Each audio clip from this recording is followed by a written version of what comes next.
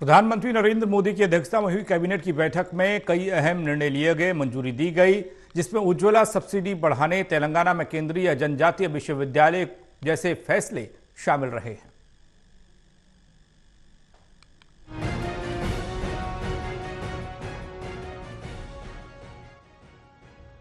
प्रधानमंत्री नरेंद्र मोदी की अध्यक्षता में हुई केंद्रीय कैबिनेट की बैठक में आज कई महत्वपूर्ण फैसले लिए गए। इसमें प्रधानमंत्री उज्ज्वला योजना के लाभार्थियों के लिए सब्सिडी राशि 200 रुपए से बढ़ाकर 300 रुपए प्रति एलपीजी सिलेंडर कर दी गई है। केंद्रीय मंत्री अनुराग सिंह ठाकुर ने कैबिनेट के फैसलों की ब्रीफिंग के दौरान ये अहम जानकारी दी।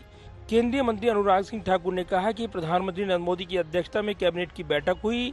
रक्षाबंधन के मौके पर गैस सिलेंडर के दामों में 200 रुपए की कटौती की गई थी। आज उज्ज्वला योजना के लाभार्थियों की सब्सिडी 200 रुपए से बढ़ाकर 300 रुपए की जा रही है। प्रधानमंत्री नरेंद्र मोदी जी की अध्यक्षता में आज सीसी और कैबिनेट की बैठक हुई।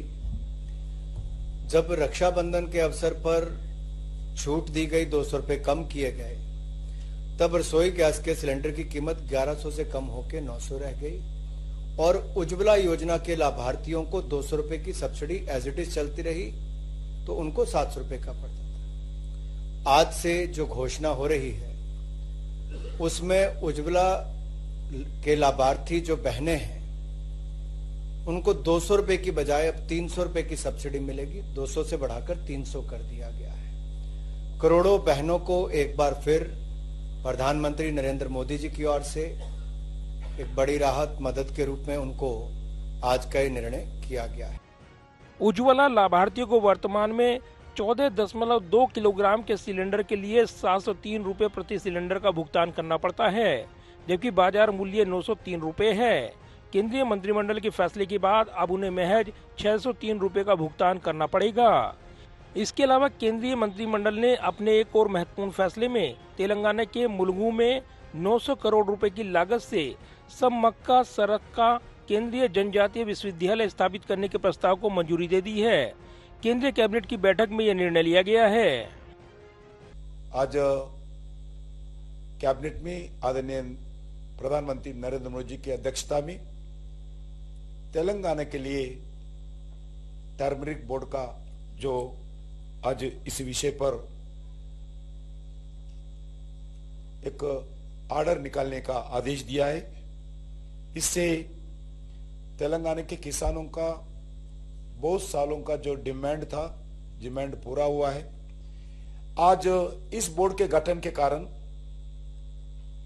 उनका पूरा टर्मरिक का खेती के लिए न्यू टेक्नोलॉजी और खेती के दृष्टिकोण से उनको प्रोत्साहन करने का, उसका प्रोसेसिंग यूनिट डालने का, उस प्रोसेसिंग में वैल्यू एडेड करना, उसको एक्सपोर्ट करने में पूरा भारत सरकार के द्वारा इस टर्मरिक बोर्ड का गठन के द्वारा पूरा उनका प्रोत्साहन देना।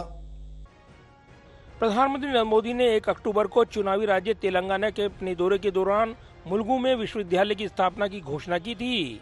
इसे चुनाव से भी जोड़कर देखा जा रहा है। दिसंबर में तेलंगाना में विधानसभा चुनाव होने हैं। बीजेपी राज्य में अपनी मजबूत उपस्थिति दर्ज कराने के लिए लगातार चुनावी दौरे कर रही है। प्रधानमंत्री नरेंद्र मोदी ने तेलंगाना के कई दौरे किए हैं। ऐसे में ये फैसला चुनावी कैंपेन से भी जोड़कर देखा जा रहा है। केंद्रीय कैबिनेट ने अपने एक और महत्वपूर्ण फैसले में राष्ट्रीय हल्दी बोर्ड के गठन को अधिसूचित कर दिया है। राष्ट्रीय हल्दी बोर्ड देश में हल्दी और हल्दी उत्पादों के विकास और वृद्धि पर फोकस करेगा। राष्ट्रीय हल्दी बोर्ड हल्दी से संबंधित मामलों में नेतृत्व प्रदान करेगा, प्रयासों को मजबूत बनाएगा और हल्दी क्षेत्र के विकास और वृद्धि में मसाला बोर्ड अन्य सरकारी एजेंसियों के साथ अधिक समन्वय की सुविधा प्रदान करेगा। इसके अलावा केंद्रीय मंत्रिमंडल ने केंद्र शासित प्रदेशों अंडमान और निकोबार, दादर नगर हवेली और दमन दीव के लिए किराएदारी नियमन को भी मंजूरी दे दी है। कैमरामैन विद्या के साथ प्रदीप कुमार, टोटल न्यूज, दिल्ली।